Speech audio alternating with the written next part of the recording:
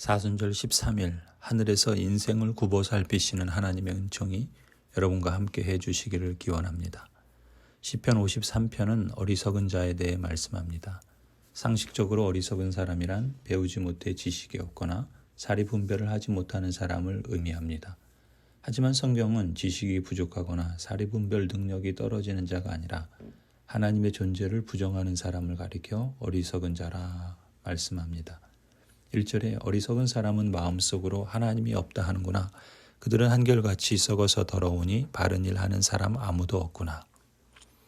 성경에서 대표적으로 가장 어리석은 사람을 뽑으라면 나발입니다. 나발의 뜻이 바로 어리석다입니다. 어리석다는 단어 나발은 꽃잎이나 나뭇잎이 시들어 쇠잔해지다 라는 뜻을 갖고 있습니다. 솔로몬의 영화로움도 아름다운 꽃에 비할 수 없는데 그 아름다운 꽃도 시들어버리면 앙상하고 초라하고 볼품이 없는 것이죠. 그걸 나발이라 부릅니다. 나발은 양 3,000마리와 염소 1,000마리를 가진 부자였습니다. 하지만 나발의 마음에는 나뿐이야 라고 생각했던 것이죠. 자기의 소유를 나누고 베푸는 데 쓰지 않았습니다. 그런데 사실 나발의 목자들이 양떼를 안전하게 지킬 수 있는 것은 주변에서 다윗과 그의 군사들이 돌봐주었기 때문입니다.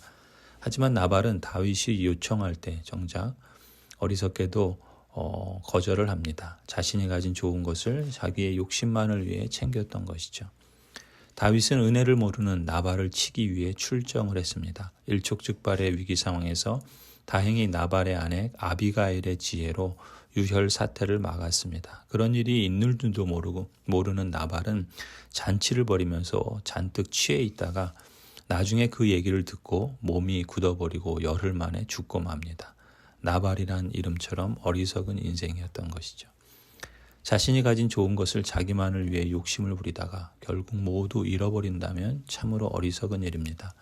자신이 가진 아름다움과 능력과 부를 함께 나눌 때 나도 잘 살고 남도 잘 살게 해서 풍요로워질 수 있는데 욕심을 부리며 나쁘냐라고 홀로 움켜잡으면 인생이 초라해지는 것이죠. 하나님께서 주신 것은 무엇이든 너도 잘 살고 남도 잘 살게 하라는 라다의 사명으로 맡겨주신 것인데 그것으로 오히려 교만하고 거들먹거리면 사람에게뿐만 아니라 하나님께도 외면당합니다. 이것이야말로 어리석은 사람이죠. 오늘 본문 1절에서 하나님이 없다라고 말하는 사람들은 단순히 하나님의 존재에 대해 부정하는 사람들이 아닙니다. 하나님이 계시다는 것을 알면서도 하나님이 없다고 하는 핑계를 대는 사람들인 겁니다. 정말 그렇게 확신하기 때문이 아니라 하나님이 없었으면 좋겠다는 거죠. 그렇게 생각하는 게 인생을 살아가는데 더 편한 겁니다. 하나님이 없어야 1절 후반절에 표현하듯이 부패하고 가증한 악을 행하고도 거리낌이 없는 것이고 하나님이 없어야 자기가 행한 악을 합리화하기 편한 것이죠. 이렇게 하나님을 외면할 때 하지만 자신이 가진 하나님의 형상다운 아름다움은 초라해진 것이죠. 이런 어리석음은 무지에서 나옵니다. 4절 죄악을 행하는 자는 다 무지한 자냐. 그들이 밥 먹듯이 내 백성을 먹으면서 나 하나님을 부르지 않는구나.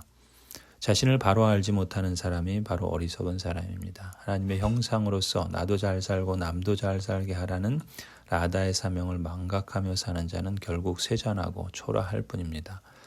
위험 가운데 있는데도 안전하다고 생각합니다. 해서는 안 될 말을 하면서도 자신은 바르다고 생각합니다.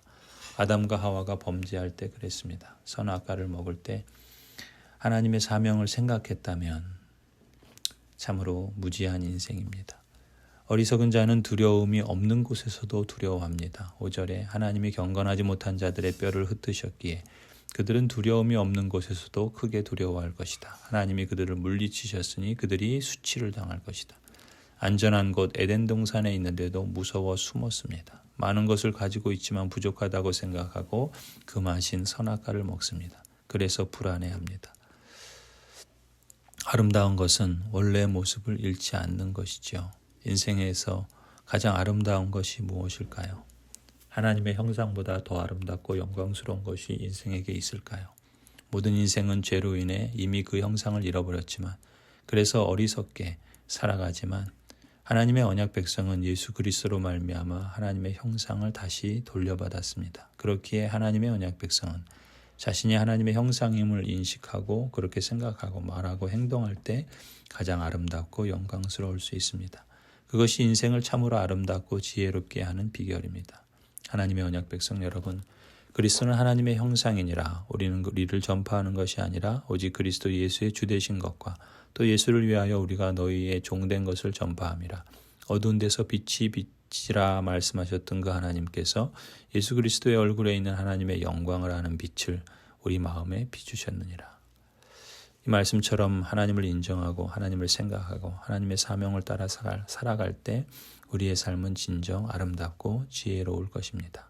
내 마음에 비추어 주신 하나님의 영광과 하나님의 형상으로서 내가 가진 아름다움을 복되게 사용할 수 있다면 얼마나 복되고 기쁠까요?